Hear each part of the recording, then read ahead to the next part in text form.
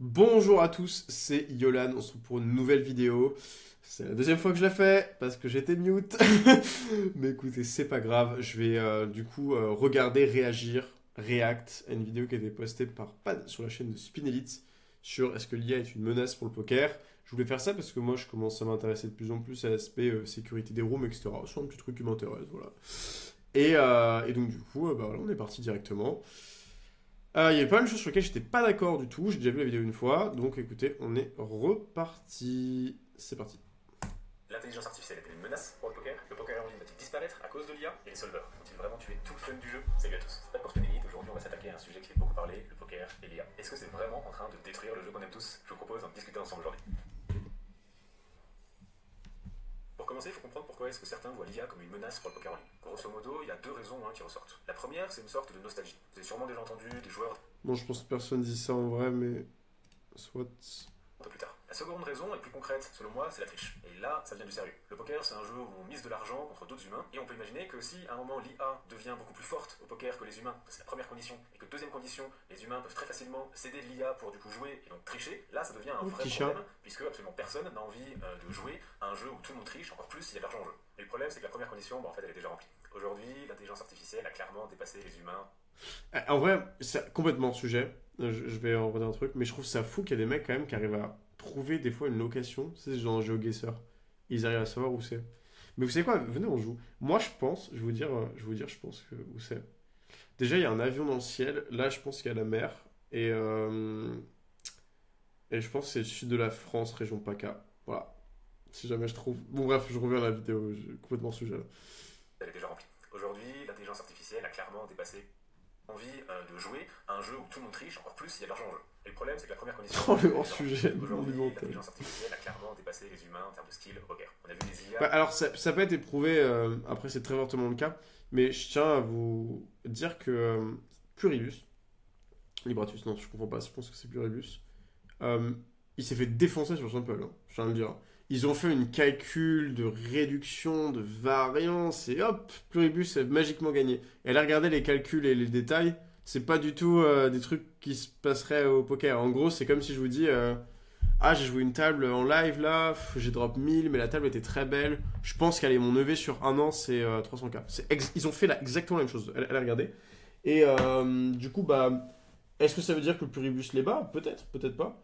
Néanmoins, je sais qu'il y a eu un peu ce truc où on a dit ah, Pluribus a gagné, Pluribus a gagné. La réalité, c'est qu'ils ont joué 10 000 mains. Pluribus, il a dû perdre 15 BB100, mais magiquement, il s'est retrouvé à, je sais pas, 10 BB100. Et je suis allé regarder un peu en détail et je me suis dit, bon, ok, c'est une petite supercherie. Mais. Ça veut dire quoi? Ça veut dire qu'il est très fortement probable que maintenant il y a bat des humains, que ce soit avec des fiches sur la table ou sans fiches. Juste, ça n'a pas encore été démontré. Voilà, c'est ça que je veux montrer. Comme par exemple En 6 max. Dans 6 max. En heads up, c'est déjà démontré. Libratus ou Pluribus battre des professionnels de poker dans des confrontations officielles. Et au-delà de ça, ça fait également une dizaine d'années que les solvers sont disponibles sur le marché. Les solvers, qu'est-ce que c'est? En gros, ce sont des logiciels. D'ailleurs, je crois que ce mec est mon backer en Asie. Hein. Mais juste, Professionnels de poker dans des confrontations il était tellement jeune back in the days, mais je crois vraiment que c'est lui. Hein. officielles. Et au-delà de ça, ça fait également une dizaine d'années que les solvers sont disponibles Je sur peux le dire marché. son nom, Les lui. solvers, qu'est-ce que c'est? En gros, ce sont des logiciels qui permettent de résoudre des situations de poker. Donc, par exemple, vous leur donnez des paramètres comme la profondeur, le nombre de joueurs, etc. Et le solver va vous calculer une stratégie en calculant, en fait, en approximant des équilibres de Nash. Et le résultat qui va sortir, c'est une stratégie. Très bonne définition du solver. Et croyez-moi, ces stratégies GTO, elles sont redoutables. Si vous ou moi, on affrontait un joueur ou un robot qui utilise ces stratégies GTO dans tous les spots, on se ferait absolument atomiser. Du coup, le vrai danger, c'est surtout de se poser la question, est-ce que la seconde condition dont on parlait tout à l'heure est remplie? C'est-à-dire, est-ce que c'est facile d'utiliser l'IA pour tricher en jouant au poker en ligne? Et c'est plutôt là que viennent les bonnes nouvelles. En gros, donc, il y a deux grosses méthodes de triche en utilisant l'IA au poker. La première méthode, c'est d'utiliser un bot, c'est-à-dire un programme informatique qui va jouer à votre place. Donc, en gros, le bot, il va faire quoi? Il va regarder l'écran, comprendre les cartes, comprendre la situation, prendre les décisions et cliquer pour vous. Il fait tout en gros. Sur le papier, ça peut faire peur, mais en réalité, c'est pas vraiment un grand danger. Pourquoi? Parce que premièrement, déjà, un bot, c'est très difficile à programmer et ça se crée pas en regardant un tuto YouTube. Et deuxièmement, c'est que... Bah, ça, c'est pas une raison, parce que quelque chose peut être très difficile à confectionner, à programmer, mais peut être très facile à distribuer et à exécuter. Hein, il y a programmation, distribution, exécution. Si un truc est difficile à programmer, bah, une fois qu'il a été programmé une fois, bah, je duplique le logiciel, je le distribue pour que les gens les exécutent. Et cette phase de distribution et exécution, elle est quand même relativement facile. Donc c'est pas parce qu'un truc est compliqué que ça va forcément être utilisé par les gens, d'où les ordinateurs. C'est comme si je dirais les ordinateurs, c'est tellement complexe que les gens n'ont pas l'utiliser, mais si, en fait. C'est une question de distribution et d'ensuite d'exécution. Que en fait c'est relativement facile à détecter. Les mouvements de souris, les timings, tout ce genre de trucs, si c'est un robot qui joue à votre place et pas un humain, en fait c'est cramé direct par les roues. Mais par contre, il y a une seconde. Alors ça, non, c'est complètement faux, et je peux vous le montrer par plusieurs points. Bon, il y a une multitude d'histoires de bots que je vais raconter dans cette vidéo, notamment rester à la fin pour la 4e méthode de triche, qui est la nouvelle. Vous allez voir, elle est croustillante. Mais il y avait une chaîne Twitch, je sais pas si elle était ban, mais vous pouvez la regarder, ça s'appelle genre Bot AI, bot-AI, et c'est une chaîne qui a genre un viewer en continu et qui stream les parties d'un bot. Il me semble qu'il y a un moment même où il y avait son graphe, ok. Et ce que vous pouvez voir, c'est qu'il n'y a aucune pattern de souris, aucune pattern de timing. Maintenant, les bots sont très bien confectionnés pour avoir ce type de comportement humain-là. Et moi qui ai joué sur des sites où après j'ai pu savoir qui était un bot, je peux vous assurer que c'est quasiment impossible. On est en 2023, il y a une affaire qui éclate sur GG Poker, en NL 5000 et en NL 1000, il y a des règles et des bots qui ont abusé du système de PVI pour gagner de l'argent. En gros, il y avait des règles qui perdaient, d'autres règles gagnaient sur les règles qui perdaient, ça changeait le taux de rakeback et gagner de l'argent. Je simplifie. Et il y a un mec qui était un bot, son pseudo commençait par un R, pseudo du Luxembourg, avec une image de fille sur la tête. Je me souviens plus de son pseudo malheureusement, il faut que je me le retrouve. Et je peux vous assurer que c'était impossible à détecter. Maintenant, mon expérience personnelle ne fait pas la conclusion sur ce sujet-là, mais ça montre quand même un minimum que c'est quand même relativement difficile. Et il y a énormément... Bon, après, il y a plein d'histoires de rooms qui ont eu des bots, je vais en parler un peu plus tard, mais il ne faut vraiment pas penser, c'est une erreur que maintenant les bots, c'est giga facile à détecter, c'est de plus en plus difficile à détecter, et il y a même des rooms qui se sont fait prendre des millions d'euros, avec des bots qui ont joué pendant plusieurs mois, voire plusieurs années, des millions de mains, et qui est le trade fait par Shinandez, surtout Plus2, sur les bots en PLO. Solution pour tricher, et celle-ci elle est beaucoup plus sournoise, et ça s'appelle les RTA, pour Real Time Assistance. Les RTA c'est quoi? C'est à peu près la même chose que les bots, sauf qu'en fait c'est un logiciel qui vous suggère les meilleures décisions. Donc plutôt que faire tout à votre place, j'ai un truc de faux vous dire là-dessus d'ailleurs. Quelles seraient selon lui les meilleures décisions, et l'humain peut choisir de suivre les indications ou non. C'est beaucoup plus difficile à détecter par les rooms de poker, puisqu'au final c'est l'humain qui reste aux commandes. Fort heureusement, à l'heure d'aujourd'hui, obtenir une RTA c'est quasiment impossible. C'est pas un truc qu'on peut trouver en petite recherche Google, ou alors en connaissant un mec je sais pas quoi, non, c'est beaucoup plus compliqué que ça. Il faut comprendre qu'une RTA c'est vraiment une prouesse technologique et du... Alors, RTA Poker. Bon, j'avais déjà tapé parce que j'avais déjà fait la vidéo une fois. Hop, premier lien. Je dirais RTA Poker. Donc voilà, c'est extrêmement facile. Hein. Il y a des vingtaines de liens. Maintenant, si vous voulez trouver une RTA, en prendre une dans 10 minutes, vous pouvez le faire. Hein. Ça coûte rien. Ça coûte rien. Vous avez vu, c'est extrêmement simple. Donc ça a complètement changé. Et non, la RTA, encore une fois, ce n'est pas parce que c'est extrêmement une prouesse technologique que les gens ne vont pas l'utiliser, que ça ne va pas pouvoir être démocratisé, parce que c'est une question de distribution et d'exécution. Du coup, voilà. Et j'ai vraiment cliqué sur le premier lien, j'ai juste tapé RTA Poker, et c'est un truc qui vend une RTA Poker, qui, entre guillemets, marche, soi-disant. Donc, voilà. Du coup, c'est pas du tout à la portée de tout le monde, et c'est pas du tout répandu. Certains pourraient dire, si, moi je suis sûr qu'il y en a plein qui trichent en ligne. Honnêtement, je suis joueur professionnel depuis pas mal d'années maintenant, je côtoie pas mal d'autres joueurs professionnels, en spin and go, en cash game, en MTT, à différentes limites. Si jamais il y avait, toutes les rooms étaient infestées de tricheurs et de joueurs qui jouaient GTO, on le verrait direct, et on gagnerait pas autant d'argent qu'on le gagne, les tables ne seraient pas autant profitables qu'elles le sont à l'heure actuelle. Alors, il y a un truc qu'il faut comprendre, et moi c'est une leçon d'humilité que j'ai eue l'année dernière. Quand on est joueur de poker, on sait jouer aux cartes. Bon. Notre compétence dans le poker, c'est jouer aux cartes. Et certains vont avoir d'autres compétences, coacher, machin, ce que vous voulez, mais globalement, on est bon à jouer aux cartes. Est-ce que je suis bon à savoir si jamais les mecs trichent en face de moi? Est-ce que je suis bon à savoir si jamais un mec a un fiche? Oui, parce que je joue aux cartes. Est-ce que je suis bon à savoir comment marche la sécu d'une room, etc. Non. Et il y a plein de trucs qu'on ne sait pas en tant que joueur de poker, et c'est pas parce qu'on est pro qu'on sait comment la sécu marche, etc. C'est un domaine qui est vraiment différent. Très passionnant d'ailleurs, c'est pour ça que j'aime bien faire cette réact et m'y intéresser en ce moment. Mais globalement, voilà pour ça. Vraiment, l'état du poker actuel, il n'y a pas trop de soucis de triche, il y en a, mais c'est pas du tout quelque chose qui menace à l'instant T. Maintenant, ça veut pas être... Alors, en 2023, il y a un mec qui s'appelait Moneytaker, sur GG Poker. Donc, c'est le site le plus gros du monde, des milliards de bénéfices par an. Il y a un mec qui a réussi à prendre l'argent sur des comptes GG, qui a pris l'argent des joueurs littéralement. Pourquoi? Parce qu'il arrivait à savoir l'équité de la main adverse. Et c'est un mec qui avait 80 de VP et sur plus de 10 000 mains a été extrêmement gagnant. Donc ça veut dire deux choses. C'est-à-dire que premièrement, un site qui fait des milliards de bénéfices, il peut se faire voler. Okay. Et deuxièmement, ça dit quoi? Ça dit qu'ils n'avaient même pas de système de détection de gens qui avaient des win rates anormaux. C'est-à-dire que ça n'existait pas. C'est-à-dire que c'était possible d'avoir un VPIP à 80 et faire du 70 BB100 sur 10 000 mains. Genre, c'est possible. Normal. Donc ça veut dire quoi? Ça veut dire qu'on a le plus gros site du monde qui fait des milliards de bénéfices par an, qui n'est pas capable de protéger, parce que c'est du vol, hein, c'est du vol d'argent, les comptes de ces joueurs-là. Et le gros problème, en fait, c'est que... je vais vous le dire juste après. C'est-à-dire que demain, ce ne sera pas le cas. On a pu voir que l'IA a vraiment évolué ces dernières années très très rapidement. Les chats GPT et compagnie, il faut l'avouer, c'est plutôt bluffant. Donc ce qui est compliqué à faire aujourd'hui, est-ce que ce ne sera pas hyper accessible demain? C'est une menace et du coup, il faut vraiment s'en inquiéter potentiellement. Maintenant, comment faire pour que ça arrive pas? Et bien en réalité, ça c'est entre les mains des rooms de poker. Et là, il y a plutôt une bonne nouvelle, c'est que à mon avis, les rooms de poker, elles prennent ça quand même bien au sérieux. Pourquoi? Tout simplement parce que ça menace leur portefeuille et leur business. Si demain il y a tellement de tricheurs en ligne que plus personne ne joue au poker. Eh bien, je pensais exactement la même chose et j'étais complètement dans le déni. Alors, les rooms de poker, il faut comprendre un truc, c'est que pour être une room, il faut obtenir une licence et il faut renouveler une licence. Ok. On va prendre la licence par exemple de Curaçao. Ok. Pour avoir une licence du poker, il y a un truc qui est extrêmement difficile à avoir. Enfin, pardon, pour avoir le poker, il faut avoir la licence. Pourquoi la licence, elle est très difficile à avoir? Parce qu'il faut montrer des systèmes de sécurité robustes. Mais des systèmes de sécurité contre le blanchiment d'argent. Okay. C'est là où ils sont extrêmement rigoureux. Si vous allez parler à un mec à un casino qui ouvre du poker, vous allez sûrement lui demander tu veux ouvrir quand le poker? S'il veut l'ouvrir, il va se dire je sais pas, c'est trop dur d'avoir la licence, je pas envie de le faire. Une licence de poker, pour s'obtenir, encore une fois, ça va dépendre des pays. Il y a besoin que la room montre un système de sécurité robuste. Un RNG certifié, une team de sécurité dédiée, certains systèmes de sécurité, etc. Mais le problème, c'est que c'est un peu comme le permis de conduire. Une fois que vous avez la licence, la renouveler, c'est très facile. Sauf pour ça le Curaçao. Donc en fait, à partir du moment où elle se renouvelle, il y a beaucoup moins d'efforts de sécurité à faire. Et il y a des sites qui n'ont même pas de licence du tout d'ailleurs, ou qui sont périmés. Mais c'est pour ça que des sites comme par exemple ACR ont souffert à un moment d'une épidémie de bots qui a volé des millions. Vous pouvez regarder le trade.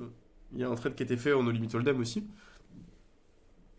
Du coup, voilà. Et en plus de ça, moi ce qui me fait peur, c'est que, oui, un bot au final, qu'est-ce que c'est? C'est un mec qui joue, c'est un mec qui rec. Est-ce que les rooms ont vraiment tant d'incentive que ça de le GRT? Probablement.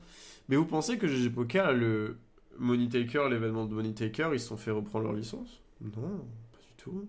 Pourtant, le mec a volé dans le compte des utilisateurs. Vous pensez que c'est possible que dans une banque, il y a une personne qui vole littéralement de l'argent sur vos comptes et qu'en plus de ça, vous ne faites même pas rembourser? Vous pensez que c'est possible? Non, c'est pas possible.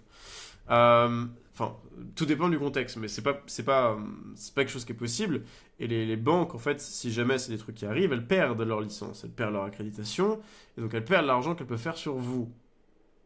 Et donc, elles veulent vraiment pas le faire. Mais le problème, c'est qu'au poker, il n'y a pas vraiment d'incentive. Si ACR, je vois que ACR, il y a eu des millions qui ont été volés des joueurs, quelle est la retombée? Qui les condamne, en fait? Rien, ils n'ont pas de retombée.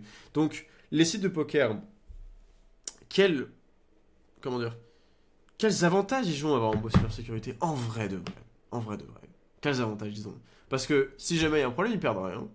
Quasiment. Un peu de répute. Vous pensez que le volume sur les poker il a baissé parce que Money Taker a pris votre argent? Non.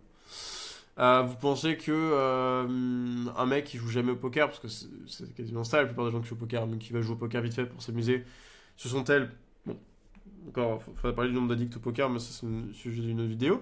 Vous pensez qu'il va pas jouer parce qu'en NL 5K, il y a un mec qui s'appelle machin qui trichait? Non, non du tout.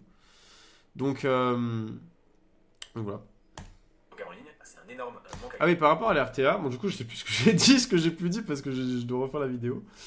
Il y avait une personne qui m'avait montré un screenshot d'un Discord de Chinois. C'était il y a un peu moins d'un an. C'était en 2024. Et ce qu'il m'avait montré, il m'a montré quelque chose de très intéressant. Sur ce screen, c'était un chinois, mais très dur en anglais. Sur un screen, donc il y avait un serveur Discord avec des messages. Et il y avait un screenshot, c'était quoi? C'était une table GG et une RTA. Ok. Et il m'avait entouré un petit truc en rouge. Et vous savez ce que c'était? C'était un curseur de précision. C'était un curseur de précision. Donc, ça voulait dire quoi? Ça voulait dire que le mec pouvait choisir à quel point il voulait être précis avec la sim. Et donc la sim, en fait, bah, des fois, elle allait être imprécise. Elle peut lui donner les bons résultats. Ok. Et si la sim, on lui dit, bah vas-y, joue 2% du temps avec, après tu n'as rien à faire. Il y a la RTA, ça joue tout seul, et hop. Et là, hop, petite erreur. Mais les petites erreurs comme ça, comment on fait pour les détecter? C'est compliqué. Oui, les RTA, c'est facile à détecter. Je suis un énorme débile mental et que je copie exactement les solutions. Bah, je vais me faire avoir avec le G-score des rooms. Ok. Mais sinon, compliqué.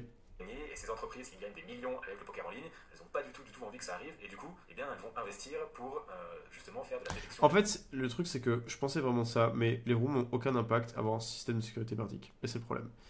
Les rooms n'ont aucun impact à laisser deux mecs jouer ensemble en NL 400+ sur Winner pendant 2 ans. Voilà. Mais elles n'ont aucun impact.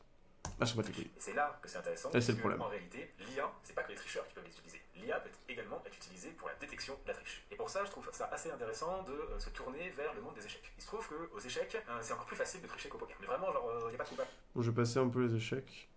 Championnat d'Europe, il y a environ 80 joueurs, surtout des débutants, qui ont été bannis parce qu'ils ont repéré qu'ils trichaient. Et si aux échecs, ça peut être fait relativement facilement de réussir à détecter, en poker, ça peut tout à fait être fait, même à mon avis encore plus facilement. Jouer GTO, c'est vraiment super dur. C'est même pas super dur, c'est impossible. C'est tellement complexe que c'est absolument impossible. Du coup, si un joueur commence à faire que des moves GTO, une room qui a installé un système de détection. En fait, le problème, c'est que il n'y a aucun mec qui a un cerveau qui va copier l'RTA. Voilà. Peut-être ça, c'est les plus débiles des tricheurs. Et je vous rappelle d'ailleurs que Money Taker, il s'est fait prendre. Hein. Il s'est pas fait prendre, il aurait pu prendre plus d'argent.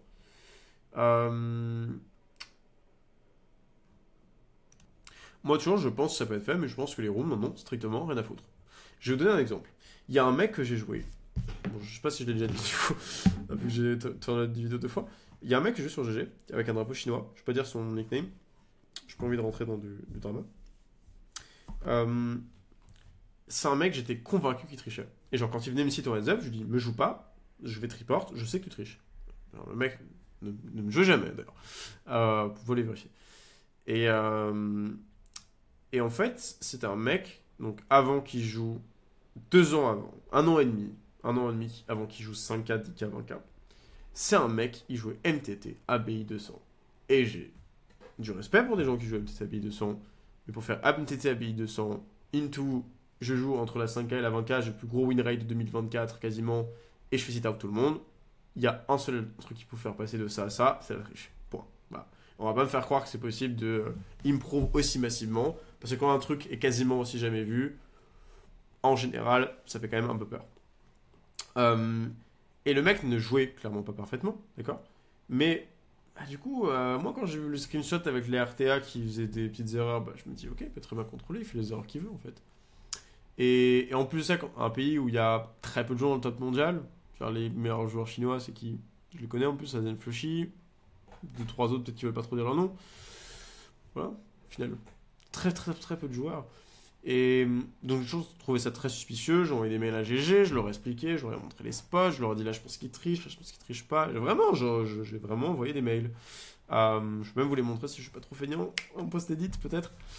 Et j'ai eu reçu que des réponses, oui on va regarder. Mais moi je pense qu'ils ont même pas regardé, je pense qu'ils s'en foutent complet. Ils s'en foutent complet parce que un joueur qui triche ou qui triche pas en 5K, ça n'a pas changé le mec qui va le changer. Et c'est ça le problème. Et la vidéo banger que j'ai envie de faire, et je vais la faire. J'ai envie de mettre une vidéo où je mets les rooms dans l'énorme sauce. Mais dans la sauce. Vraiment en montrant que la sécu, c'est... Il n'y a rien, quoi. Et je me dis, il n'y a que comme ça qu'elles vont réagir. Parce que le problème, c'est que c'est pas parce que les pros se plaignent que ça va vraiment changer les revenus des rooms. Ça va un peu le faire, un peu changer. Ce qui va changer, c'est quand le mec moyen, il va se dire c'est vraiment pas sécure. Alors, il y a déjà une grosse partie des gens qui vont se dire que le site c'est pas sécure. Mais si la plupart des clients du site commencent à se dire ah ben mince, c'est vraiment pas ouf. Si je fais une vidéo qui fait 5 millions de vues, qui montre que GG c'est complet de la daube en termes de sécurité, ils vont peut-être commencer à un peu se dire ah on va peut-être augmenter la sécurité. Et pour moi c'est ça le plus gros problème des rooms. Et ce sera ma conclusion anticipée, même si on va continuer à regarder la vidéo. Bon, j'ai encore pas mal de choses à dire. Notamment la façon de tricher un peu surprise, vous allez voir la nouvelle façon de tricher, c'est que les rooms n'ont pas de... Elles n'ont pas de sanction. Et c'est ça le problème. C'est qu'il n'y a pas d'instance qui va se dire, ok, là, t'as un mec qui a volé l'argent des joueurs parce qu'il pouvait avoir le quitter, tu leur rends l'argent, sinon je te supprime ta licence. Il n'y a personne pour faire ça. Et donc du coup, les rooms, elles, n'ont rien à foutre. Voilà, et c'est ça le problème. Elles n'en ont pas complètement rien à foutre, parce que si jamais c'est la bérésina complet, personne ne vous tue, donc il y a un minimum investi. Parce que vraiment, ils ont intérêt à investir beaucoup.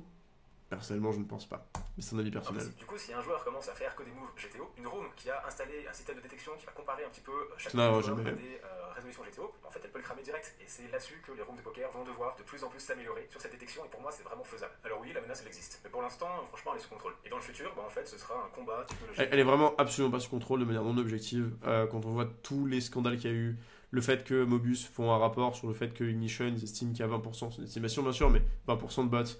ACR, qu'on a montré qu'il y avait des farms entières de bots, PLO, No Limit, qui farmaient depuis des mois et des mois, qui ont joué en tout des millions de mains. Voilà. Je ne vais pas forcément parler des apps non régulées, parce qu'il y a une grosse différence entre avoir des petits clubs où il y a 20 personnes et des grosses unions où des fois il y a des security teams, des fois il n'y en a pas. Mais globalement, en termes de sites normaux, si on sort un peu du microcosme français, l'écosystème français, on se rend compte que voilà, la sécurité, c'est pas trop ça, quoi. Après, voilà, encore une fois, en termes de sécurité, je pense que Winamax, c'est le site le plus sécure que j'ai vu pour l'instant. Donc, soyez safe sur le .fr. J'ai pas le lien d'affiliation, malheureusement. IA contre IA. Est-ce que les tricheurs vont finir par gagner? Que le poker en ligne va finalement totalement disparaître à cause d'eux? Dites-moi ce que vous en pensez en commentaire. Mais moi, personnellement, je pense pas. Je pense que simplement le poker en ligne va peut-être être transformé, évoluer. Les rooms vont devoir s'adapter. Mais je pense que le poker en ligne a quand même encore des belles années devant lui. Maintenant qu'on a parlé un petit peu justement de... En vrai, encore une fois, comme c'est très difficile d'avoir une vision complète sur la sécurité, d'avoir tous les chiffres et les détails, combien de joueurs qui trichent. On sait pas ça. Ah oui. C'est pas les datas qui sont partagées. C'est très compliqué, on peut malheureusement que supputer, parce que c'est difficile d'être assez bon dedans, mais bon, je dirais qu'il y a. Je dirais que ouais, ça va bien crever. En fait, les high stakes sont mortes déjà, on peut même plus jouer 5K+ sur GG, enfin, c'est mort la 5K+, c'est mort online. Après, pour les mid stakes et les low stakes, tu dois toujours de quoi faire en 100, 200, etc. Et après, bon, c'est une autre question, je me suis pas renseigné sur la diminution du trafic, sur le FR, etc. Mais ouais. Ce côté sombre de l'IA, je vous propose de parler un peu d'un autre aspect qui me paraît hyper intéressant. Parce que oui, l'IA peut vous procurer des énormes opportunités à vous en tant que joueur. Et pour parler de tout ça... Bon, la partie est assez intéressante, là, juste la louper, parce que ça ne parle pas de ce qu'on veut, notre sujet. Donc, allons-y.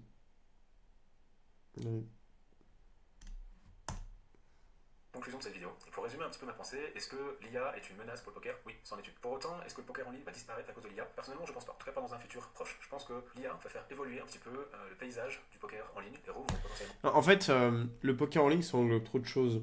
C'est trop compliqué de faire la conclusion. Parce que, est-ce qu'on parle des MTT? Est-ce qu'on parle du cash? Est-ce qu'on parle des spins? Parce que la triche est quand même nettement plus focalisée en spin, qu'elle coûte de l'argent.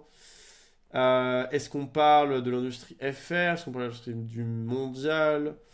Est-ce qu'on parle de l'industrie pour les joueurs professionnels? Parce que ce qui est sûr et certain, c'est que le poker, ça va jamais disparaître. Ce qui disparaît, c'est plutôt les profits des joueurs professionnels.